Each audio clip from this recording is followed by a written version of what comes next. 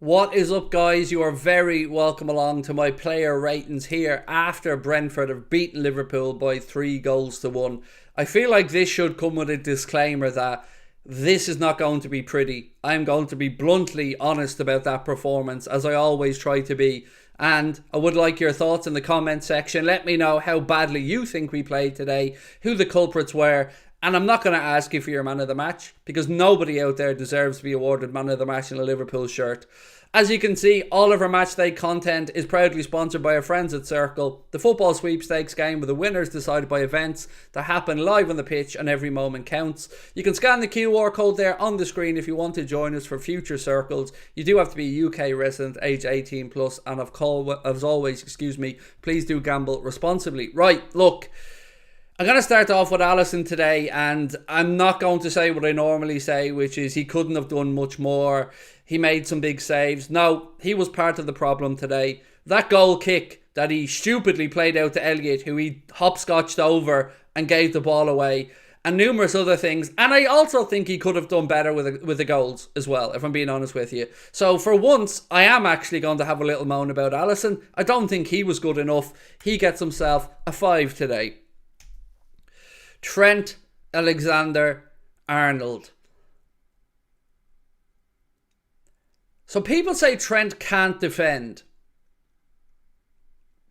and I usually argue against it. I think on one-on-one situations with someone running at him, he's not too bad, but he is continuously missing over his right shoulder or losing his man, and it is not good enough. And I don't care how many times Jurgen Klopp comes out and says, but.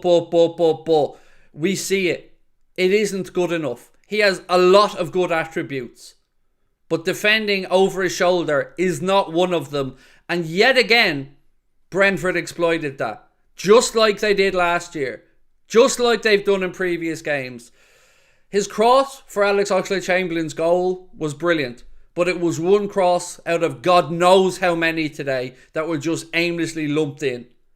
So, not good enough, too narrow, use the width of the pitch, and by the way, don't be afraid to take a man on, Trent. You're allowed to run to the byline, you're a fullback. So Trent today, 4. Kanade, disgraceful, unacceptable, pathetic, weak. All words that I can use and justify using for what we've seen today from that man. He is a big lump of a man, a strong, big man, and he fell down flopping like a little baby after he had 2 chances to clear that last chance for the goal. 2 chances, and he looks to the ref to save him. Sorry, Ibu, that's on you. You didn't want it as much as the man you were in the fight with, and you went to ground. Cowardly stuff, not good enough, be better. I'm not going to go in on them for the OG. That happens. Can happen to anybody. But that bit of defending was shocking. Shocking. Not good enough. 3. Virgil van Dijk went off at half-time. As I sit here, I'm not sure if it was tactical or if he had a knock. But he was crap as well. And he's the leader of this back 4 that start every game basically -1 because we concede first. Half of our total games this season we have conceded first in. That is not a start to a game that is going to be conducive to you building confidence or getting points. So 3 today for Van Dijk. Kostas Tsimikas, baby man bun. What makes you think when you have the ball in the left back position, I'll look across my 18-yard box and I'll play an aimless crossfield pass that would be played to somebody in no better a position than I am to clear the opportunity, and I'll underplay it and give them a goal scoring opportunity. Not good enough from Kostas today. And again, just no level of performance. You are not going to displace Andy Robertson doing that, sir. So for him, 4. Fabinho, back to being crap again. Back to being ineffective. Ball getting stuck under his feet. Under-hitting passes. Causing teammates to have to take yellows because of your under-hit passes. Not good enough. So we have a decision to make on Fabinho because it's starting to be too consistent that this form is disappearing. So again, Klopp, I say we need a midfielder. Go get one because these boys aren't fit for the fight anymore. Fabinho, 2. Thiago Alcantara. We've seen both the very best and the very worst of what Thiago can do today on the football pitch. At times, he was dropping into spaces, finding pockets, making himself available. But then there's the mishit passes, the intercepted balls, the under-hit passes, the stupid challenges, picking up yellow cards. Just not good enough from Thiago today. 4 for him. Harvey Elliott was anonymous, ineffective. I don't even know what his role was out there, but he wasn't doing it. Between him, Trent and Salah, they seem to want to have a competition of who can play and cut inside the most and play a 5-yard pass and not be effective in any way. He's very good at finding spaces between the lines, but he needs to find out or figure out how to be effective in that next phase. This kid has a bright future. I love Harvey Elliott, but he wasn't at it today, and I can't hide behind that. So 5 for Elliott. Alex Oxlade, still here, Chamberlain. What message does it send out to Fabio Carvalho when you have somebody who is absolutely leaving at the end of the season, who has no future at the football club, and who we have nothing to gain from playing on the left wing, taking a place from Carvalho 3 weeks in a row? Why? What's Carvalho done to deserve this treatment? He scored a goal today, took it well, fair play. Other than that, pants. And I mean that, pants, terrible. But yet Kloppo, in his infinite wisdom, thinks he's any type of solution on the left side when we have a very good young player with a future and a lot to learn and gain. But no, he gets splinters on his backside again. Well, I'm just back from injury. Curtis Jones gets brought on like a saviour to do nothing. So Chamberlain, 4. And that's only because of his goal. Mohamed Salah, ineffective, and I can't figure out why. That's the part I'm struggling with here for Mo. The work rate, it's there. But we aren't giving him the space to operate in or be effective because he is being smothered. Whether it's our own players or whether it's doubling up on the defenders on him. But we need to make the pitch wide. We need to have our fullbacks using every inch of it to create space for Mo to run into and for Darwin to operate in, particularly when we go behind and teams are willing to sit back. So Mo wasn't good enough today. He gets a 5, but I can't figure out if it's him or if it's the system. Darwin Núñez buries the one he's offside for, ironically. Hits the corner flag almost with another one. But the part that annoyed me the most today about Darwin was that he clearly hasn't learned his lesson. He got a booking and then stood there and argued with the referee, begging him to give him another red. Begging him to send him off.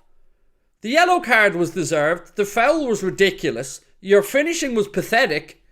And you think you can argue with a referee because it's his fault. It's not his fault. He was right to book you. You need to learn to just keep it quiet and walk away. And use that energy in positive ways. Oh, and work on your shooting. Because I'll be here. I'll be back. I'll be behind Darwin Núñez all the way. Because I do believe he will come good. But he needs to start giving us something. He needs to start working goalkeepers more. Not good enough today from Darwin. 2. Naby Keita. I think he did alright when he came on. I would have liked him to have started. In my predicted 11, he was in it. Has he done enough to earn a new deal? Probably not. But he was better when he came on than a lot of what we'd seen. Some stuff around the edge of the box. That last little chip over the top or ball around the corner was lacking. But he was trying. He was on the front foot. breaking lines, trying to make stuff happen. So I will give him credit for that and give him a 6.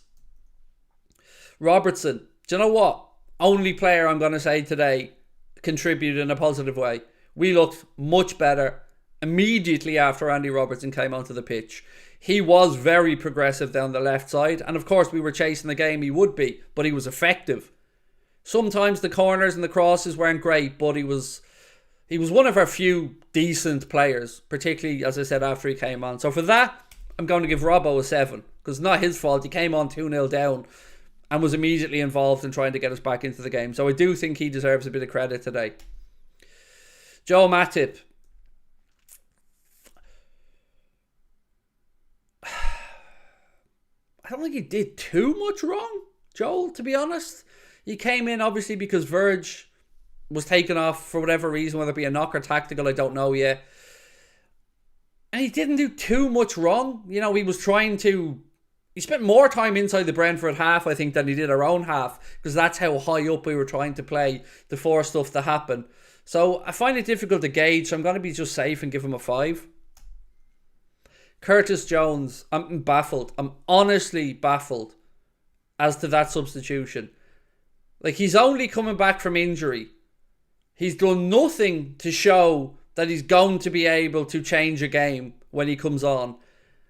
And yet he's another one that's given minutes ahead of a future player in Carvalho. Somebody with a lot to gain. He's not good enough, Curtis Jones. If the club had any bottle, they'd sell him. They won't sell him. We know why. I would. He's not good enough. I've nothing else to add. So, 3. And that brings me on to Jurgen Norbert Klopp.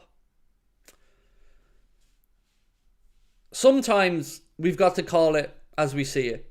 And today, it's on Jurgen. Substitutions, too late. Again. Like, if Chamberlain hasn't worked in the last 2 weeks, what makes you think it's going to work this week? What makes you think when everything is crumbling down around us, when Brentford are wheeling away in celebration, where we're asking ourselves how on earth this could be happening, how could we be capitulating again? Does our manager think it's okay to sit there with a big stupid grin on his face on the sideline on multiple occasions? I don't understand some of his decision making. I don't understand how with a straight face he can tell us that we don't need to bring in a midfielder. We're not idiots. Stop treating us like idiots. Man up, tell FSG we need a defender, and start speaking up, because it's your legacy on the line, Kloppo, and you believing and showing that continued belief in these players that are letting you down week in and week out will only end in one way. And it's not the way that we all want it to end. So for Jurgen Klopp today, 1. His team, his vision, his performance. That's it from me, my friends. Let me know your thoughts in the comment section. I'll be back for the Wolves game, and I'm sure I'll chat to you in between, but top 4 seems a long way away at this moment in time. This result was coming. Fair play to Brentford. We need solutions.